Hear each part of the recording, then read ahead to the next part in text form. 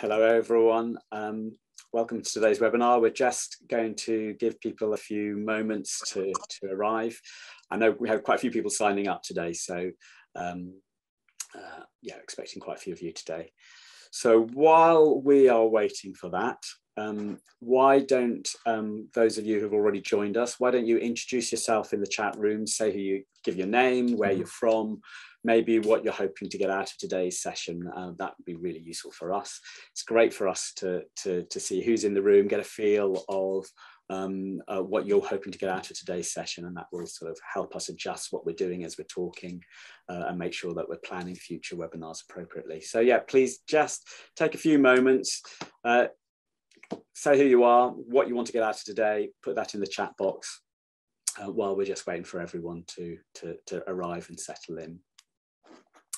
And while you're doing that, let me just sort of give a little bit of background. HdK, we've been writing content for our clients for nearly 2 decades, creating content for clients like Dance Consortium, particularly in the arts sector.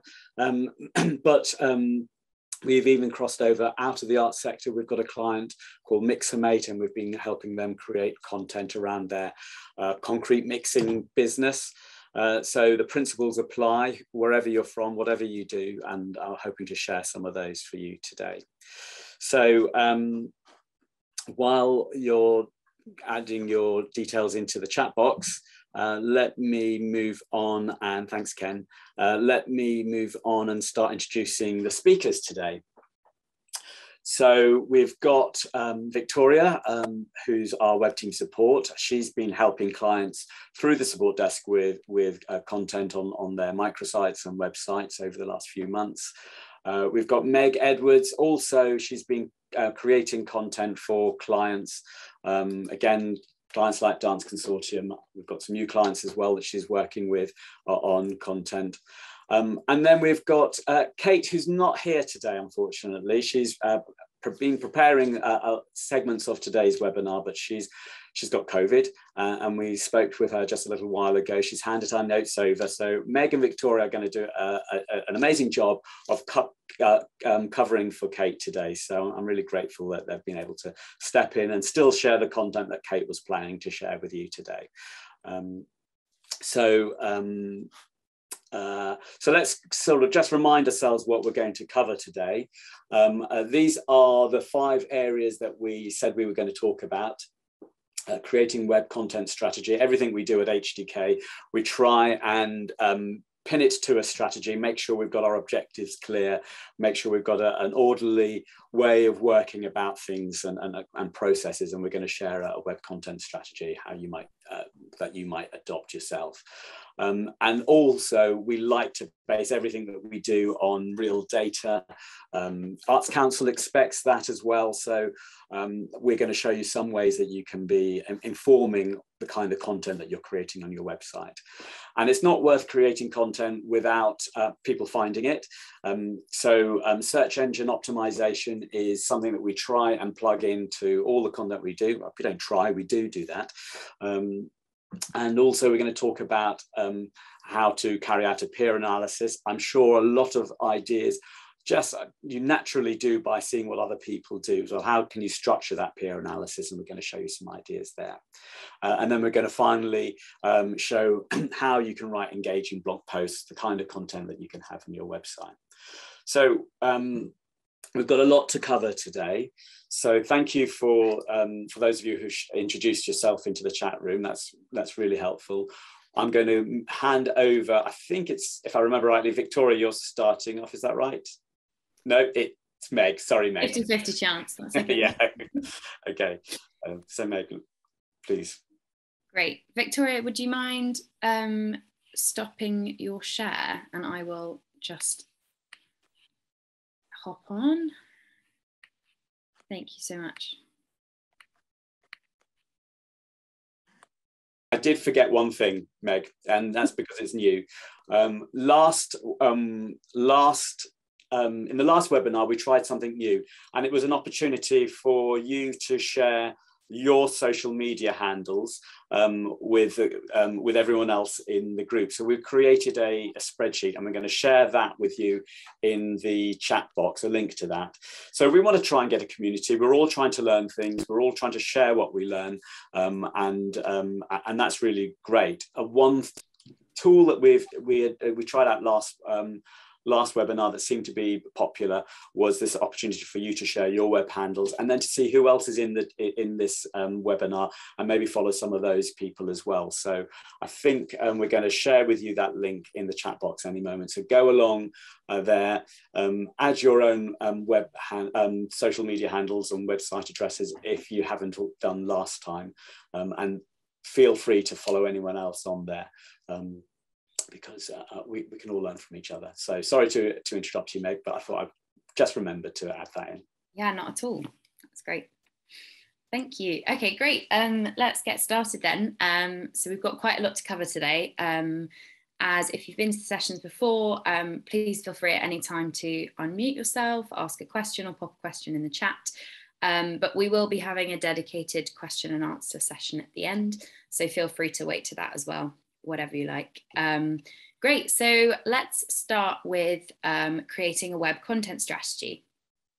So on this slide, we've got a bit of a flow diagram of the process of creating a web content strategy from beginning to end. So we start off with knowing your audience. That's kind of sounds like it goes without saying, but a lot of people kind of miss this step or do this step in a way that isn't complete or useful. So what is your specific offering? Who is your audience? What are they searching for? Have you done your research into your long and short keyword search? That's something we'll discuss later on in the webinar.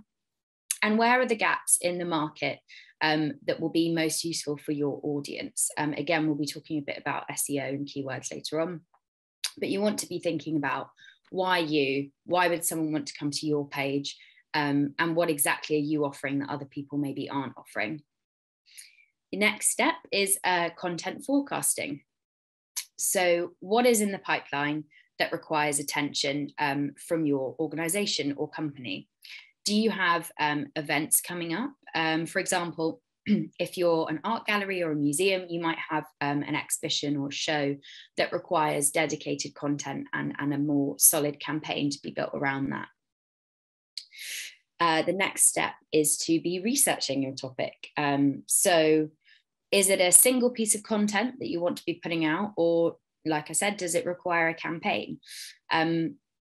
Either one will require you to plan out and research and consider everything you want to be putting out there.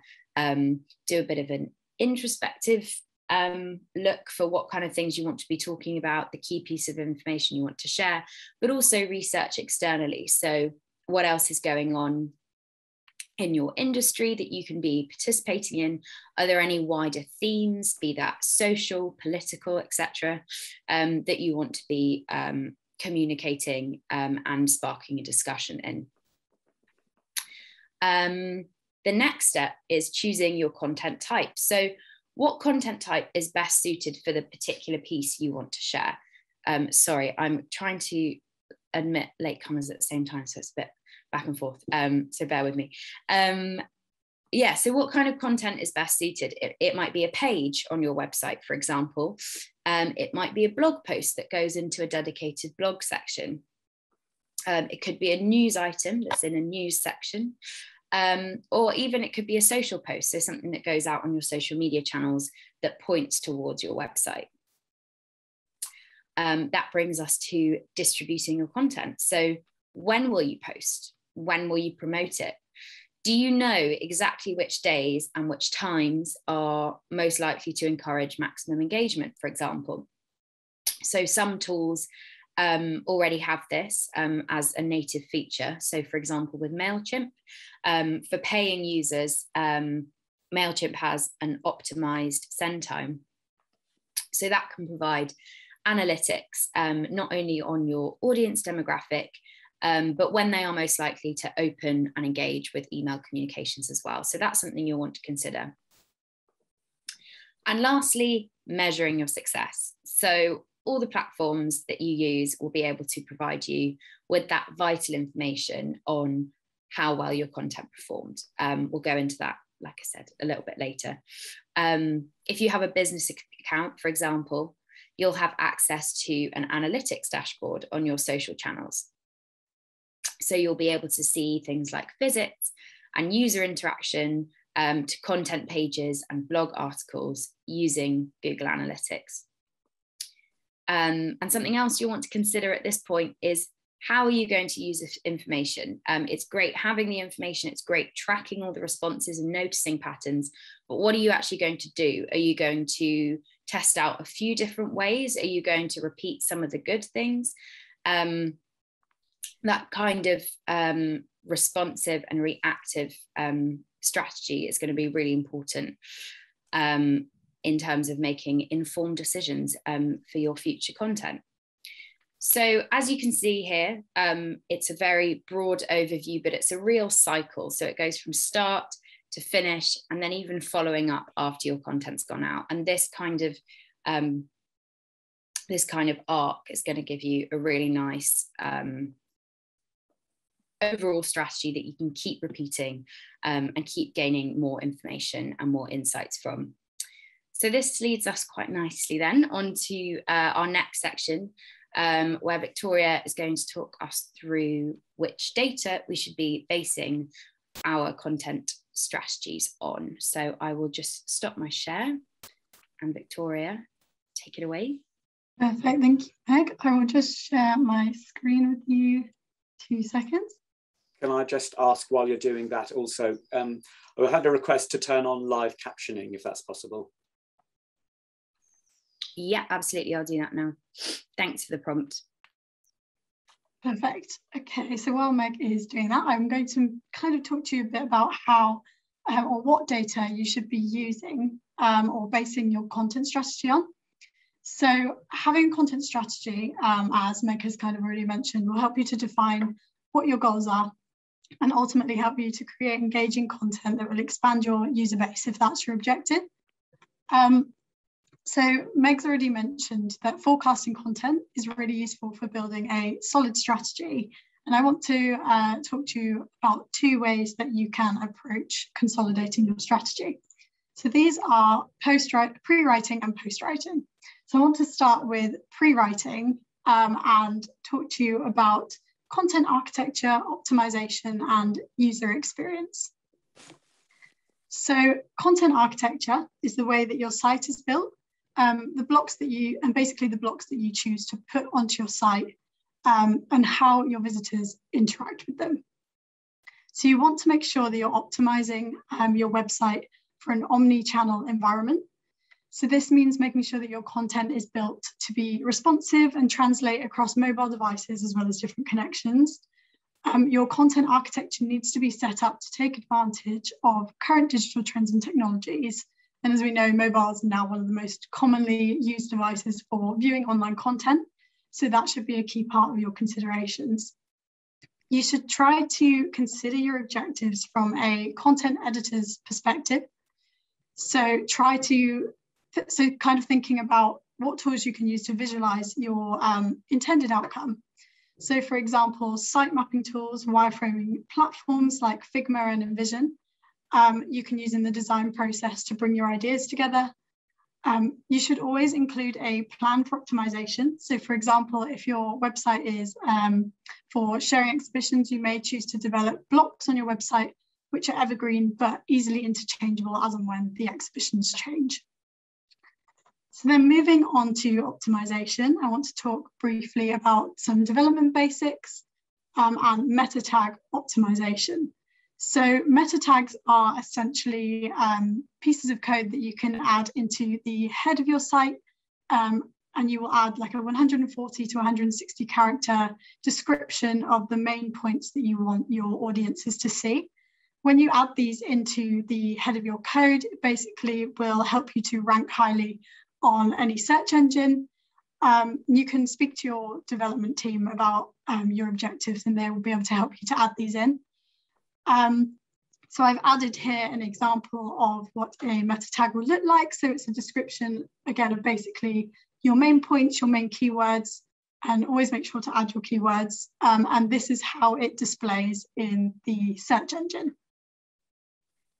So, and also I'll be talking a little bit about SEO a bit later, but these are just the development basics for the time being. So moving on to user experience, you want to make sure that your content is simple to use.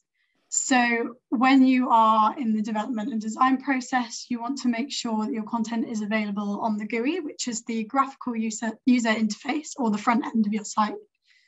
And try to do user testing where you can, because this will really help you to gain insights as to what your users actually think is beneficial and what you can cut.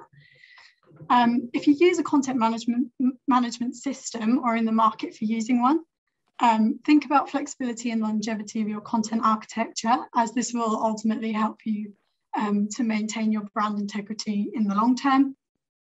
And of course, accessible content will open up chances of increased engagement too. So having tested content flow is a really good way of making sure that the architecture of your website and the content points that your users will see will help them to efficiently get to the information they need the time that they need it. So then moving on to post writing now, I want to do a really quick demo or description of some of the things you can do using Hotjar, which is an analytics tool for basically gaining insights from your users as to how they're using your website. And Hotjar has 3 really good ways of using data visualization. So it's a really user-friendly way of gathering information, basically. So I want to start by talking about heat maps. So heat maps are data visualizations. And to get a little bit technical, they work by copying the HTML, which is the markup of your content, from a page, and then grouping each element by tag, parent element, ID, or class where relevant. So when a user views the page, data is collected about how they're using the website, and a heat map report is created. So as you can see here, you can basically see how many people have clicked on a certain part of your website. And from that, you can gain really useful insights as to what you can maybe adapt to help to funnel your users to the place that you want them to see. If I go back to this slide, I want to kind of briefly talk you through scrolling and recordings as well. So they also have an option for you to see where users have dropped off of your website. So this might help you to develop copy, content, and design elements to help you to work out how to maintain the engagement of your audiences and to see at what point in the process of their user journey they've dropped off of your site. And then there's recordings, which measure the position of your cursor and scroll basically 10 times per second. So it will pick up live usage data from your visitors on site. But obviously, whenever you're using any kind of analytics tracking tool, it's important to note that you need to have a GDPR policy or cookie policy in place so your users know that you're collecting that data. So then moving on now, I want to talk to you a bit about SEO and how to apply it to your content. So SEO stands for search engine optimization. And it's important for getting your website seen by the right people. It's been seen as a bit of a dark art in the past, I think, and this is because no one really understands how search engines rank content. There are plenty of tools and tips out there that will help you to make your content go further and enhance SEO efforts at the same time. So we've put together 7 key tips for writing SEO. So the first one is to write like a human. Basically, rankings are determined by Google's search algorithm. So many try to write for Google by littering copy with backlinks and keywords, but that makes copy messy and really hard to read. So Google's search algorithm is actually looking out for quality content that's interesting, informative, and importantly, written for humans. So you want to make sure that you are supporting written content with optimized video and image assets. So this is about making your site accessible. The easier to read, the more likely it is to rank. And make sure all assets such as videos and images have alt tags, so which is alternative text. This is to basically provide a written description of each asset, which will help people who use assistive technology such as screen readers. And then there is mapping keywords to your search intent. So this relates to understanding your audience and how they search. Once you know this, you'll be able to write content specifically suited for your audience. So there's also you need to take a multi-channel approach. So utilize your channels. Don't limit your content to your website's audience. Make sure you're promoting your content on your socials to reach a broader audience.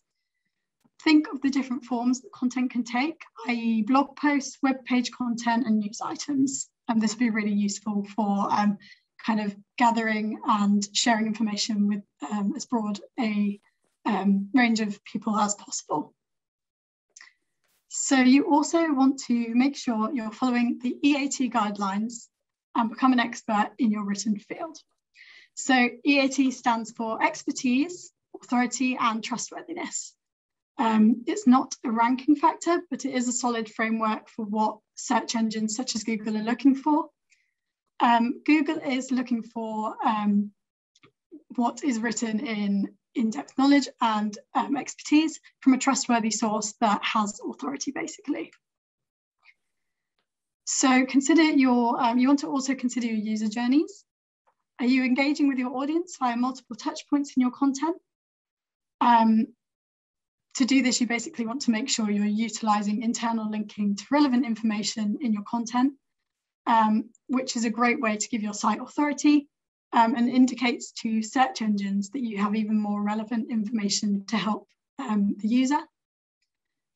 Also, you want to ask whether you have appropriate call to actions, such as read more buttons, as an example. Really think about what you want your user to do next, whether it's get in touch with you via a contact form, read another article, sign up to a newsletter for more relevant information, or to follow you on one of your social channels. So then finally, moving on to utilizing tools and knowledge that's already out there. There are plenty of tools out there, a few of them which I've got listed here. Answer the Public, which is great for discovering what people are searching for. Google Trends, which is useful for understanding what hot topics there are out there already. Google in general is a really useful tool. Other return search sites such as Quora. Lastly, Yoast, which is a great source of information with lots of helpful tools. All of these will be linked at the end of the session, and we're also going to create a resource for you, which we'll send out. So I want to pass you back over to Meg now, who's going to talk a bit about how to carry out a peer analysis. So I'll just share, stop sharing for Meg. Perfect. All right. Great. There's always a little bit of a lag. Fab. Thanks, Victoria. So we've got 2 sections left today. I will just get those up. Before we come to a Q&A, feel free to be using the chat. I know a few of you have been, which is great. And I'm sure Victoria will be able to answer your questions as we go. So how to carry out a peer analysis. So in this section, we will cover what a peer analysis is, why it's useful, and how we can put it into practice. So let's dive straight in. A peer analysis is used in many sectors, and it does look different in every sector.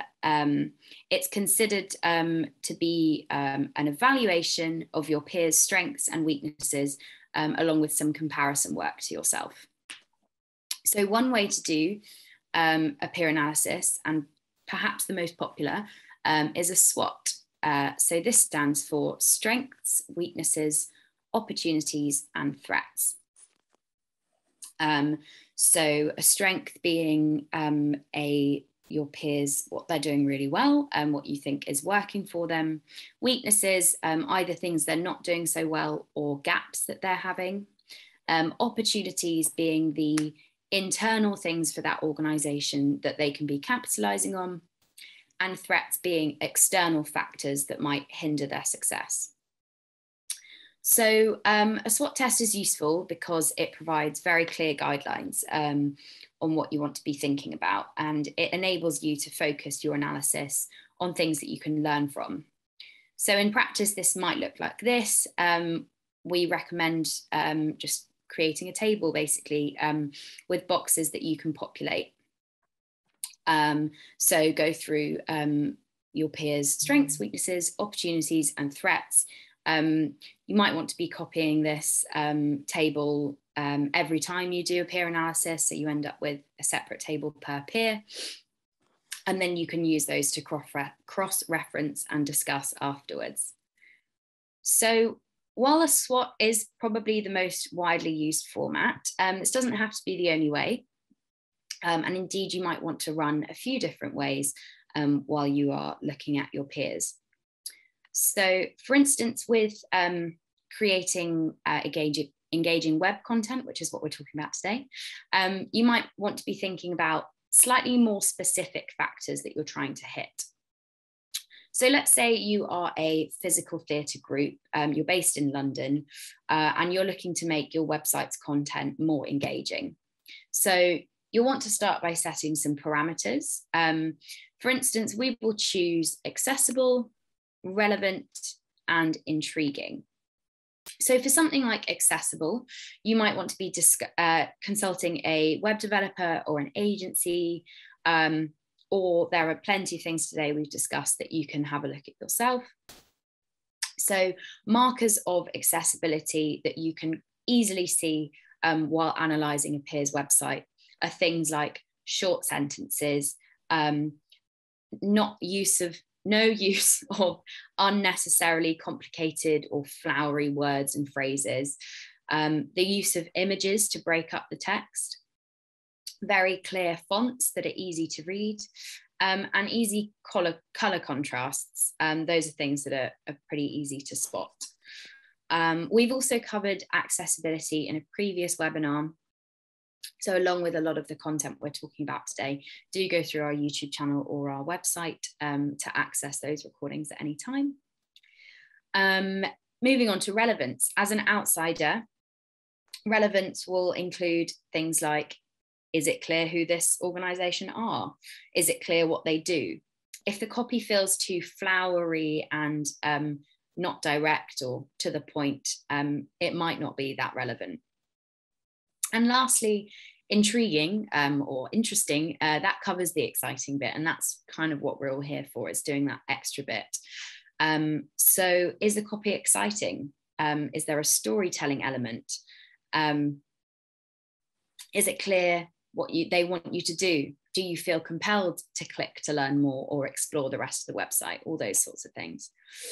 So you'll likely already have some idea of organizations that are similar to yours in terms of maybe size or following or field of work and so on. So it's a good idea when you're doing a peer analysis to pick at least 3 organizations that you want to be looking at.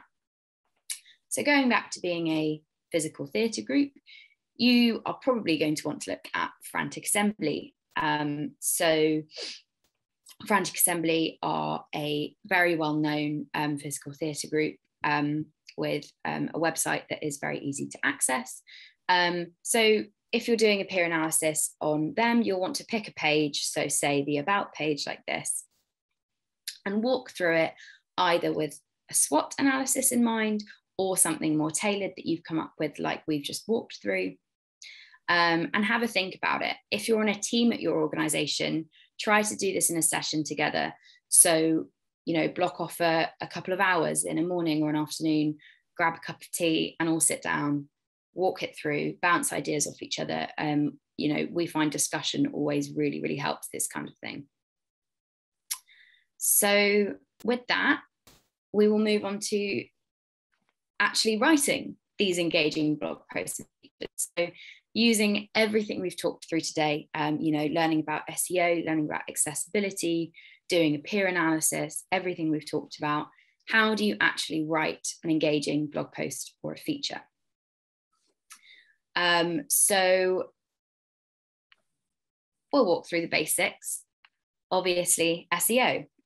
Victoria has already talked about it, and it's a lot to take in, but do take some time with some of the tools we mentioned today that we will link at the end of the session.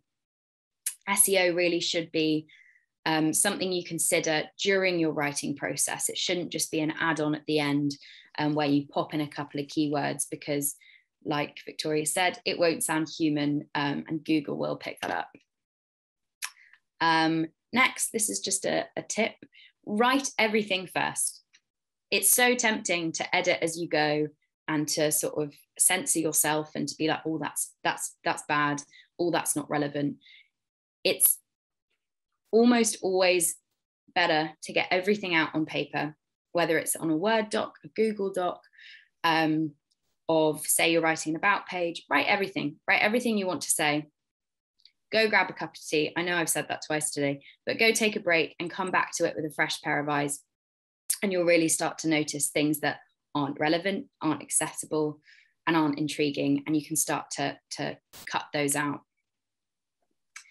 And lastly, teamwork. So writing copy for a website should always be looked over by more than one person. So beyond catching things like spelling and grammar mistakes, a second person or a third and so on can really help fine tune your copy, and they'll likely notice things you haven't. And then we've just got 3 guidelines here that are a good idea to keep in mind when you are planning, when you're writing, or indeed when you are editing your copy. So first is, what key pieces of information do you want to get across? Second is, who is it you're actually talking to? And lastly, what is your call to action?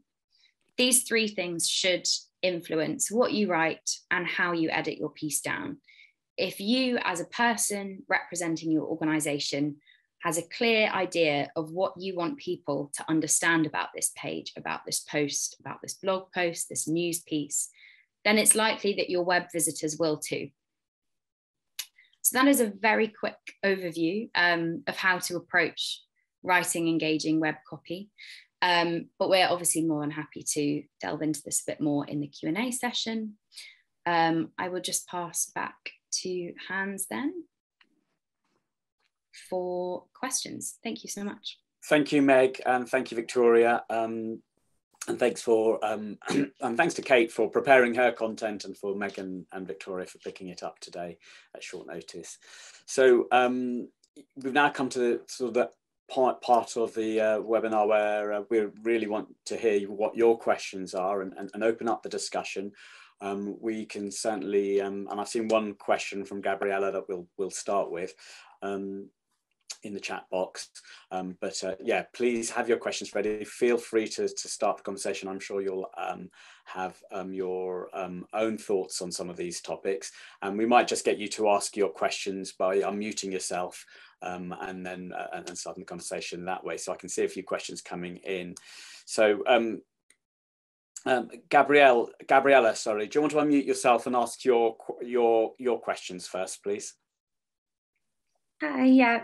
I was just wondering if you had examples of arts organisations who you think do a really good job of writing engaging web content, and maybe an organisation that uses like different content, so maybe it's a blog post and a web page copy. Yeah, that's a good question. Is that something, Meg, that you're able to, because I know you've been doing this with other clients, haven't you? Yeah, off the top of my head, there are a couple. Actually, one I mentioned today is Frantic Assembly. I think they do really, really well at getting that balance between being fun and storytelling and editorial, but with also cutting out all the waffle that is so easy to do when you're creating websites. I haven't actually run a peer analysis on frantic assembly. So that might be something that we can all do together and see how we get on following this session. Another example that I know we work with is Stopgap, dance company that I think Victoria has worked with, I'm unsure, but they're great with accessibility as well. So that's definitely a site that I would recommend looking through. Definitely something we can follow up and have a little look at and pop in our Q&A follow-up notes, but it's a really great question. And is there anyone else in here who's come across good examples that they think are worth sharing with everyone here today? If you think of them, or if it occurs to you while we're answering other questions, do put them into the chat box, and we can read those out as well. Welcome collection. Thank you, Gabriella. Yeah, thank you. So other questions that have been coming through, questions around competitor keywords and how to choose keywords have been coming through from Jill, for example. I know this was the section that Kate works on. I don't know if Meg or Victoria want to jump in, or I can see Tugai as well about is here as well about keywords. And I know there were some tools that we shared during Kate's section on keywords. There are a few tools. Hi, so my name is Tugai, everyone. Good morning. There's a few tools that you can actually use in order to plan your keywords. One of which I am going to put into the chat now, and I would say is the most important one, which is the Google Keyword Planner, which allows you to see different results as per keyword, and the best way to generate keywords as well, based on the topic you're trying to market using SEO, or even with Google AdWords. So you can use that tool. Finding competitor keywords is a little bit more difficult.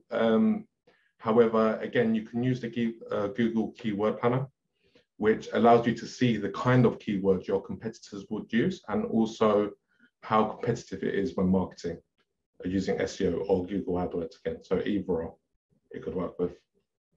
Great, thank you. Thanks Tugai, and thanks for answering that question. And Tugai is part of the HdK team, of course. Right, other questions that are coming through. Are there any positive examples in organizations that target a teenage young adult audience? I find it hard to find groups that talk to their audience in a non-patronizing way. I haven't checked this out, but the one obvious one that comes to me that I would go to have a look at first is the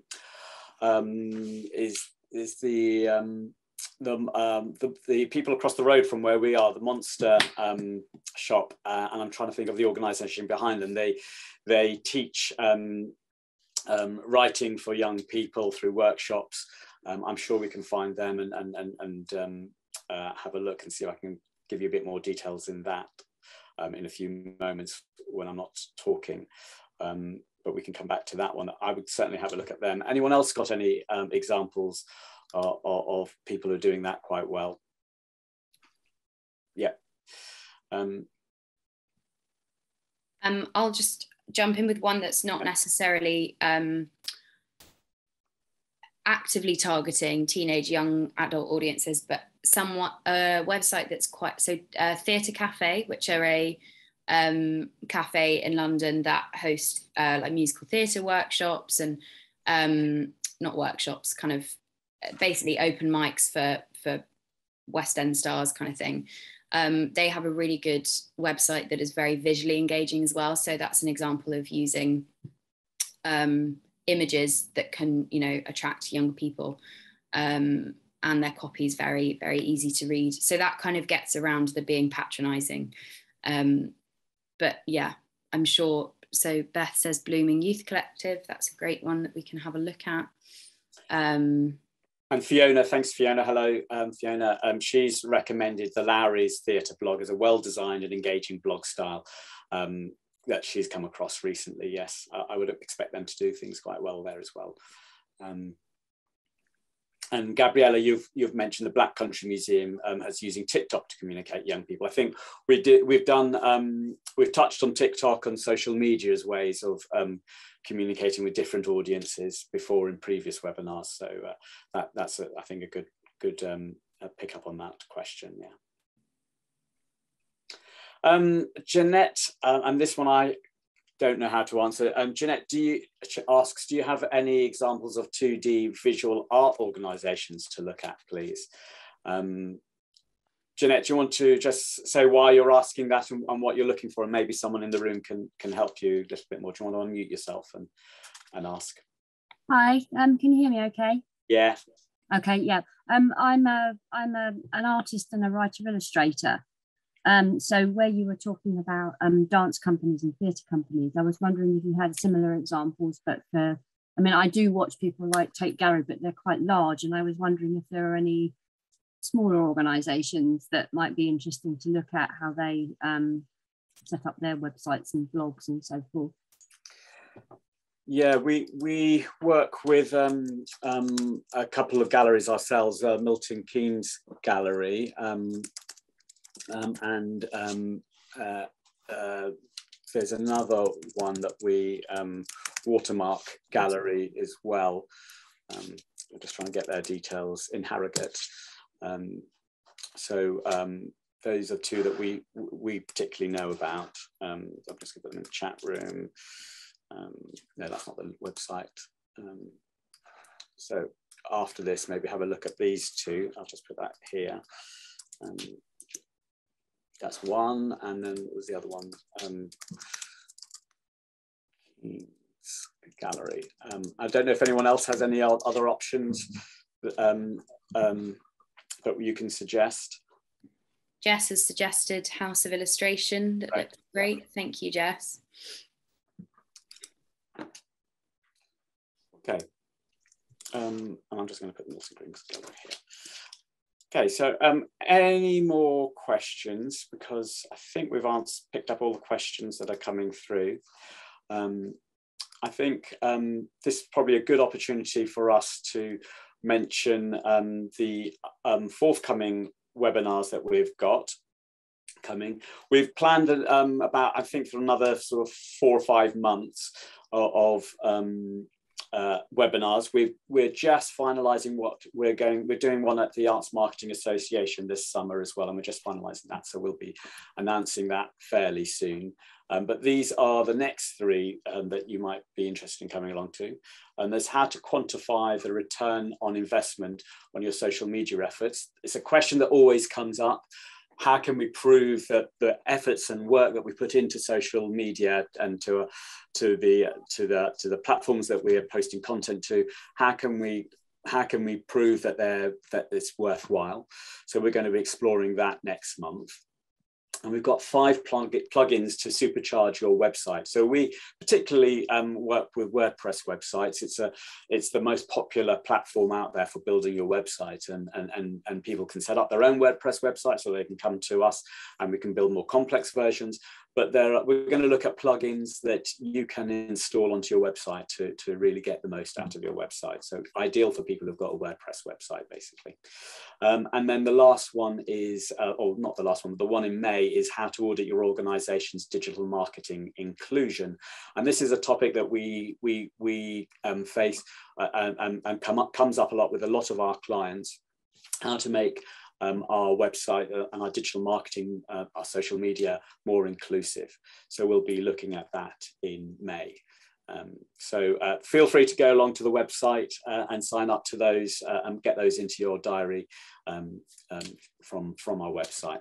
And I think on the next slide, another way of finding out about the follow-up to this webinar, to other webinars that we're doing, as well as all the other blog content that we're creating and so on, and the case studies, is to sign up to our newsletter. And we'll be putting a link to that in the chat very shortly. In fact, we'll be sharing all of the links from this webinar today in a few moments. So in fact, I think that's Victoria's just posted those just now. So I think, Meg, you are going to talk about something else that has been suggested to us. Yeah, absolutely. Just before that, Gabriella, I see you've put another question in the chat about apps like Hemingway that are useful for writing in plain English. As an organisation, we work with, you know, some of us are content editors, so we don't use apps or programs, but we are aware that those are really, really great tools out there. So typically what we do after these sessions is create a pack that goes on the website, which is a transcript of all of our questions today that we flesh out with answers once we've gone away and had a look. So that is definitely one we'll include in that. So thank you very much for that question.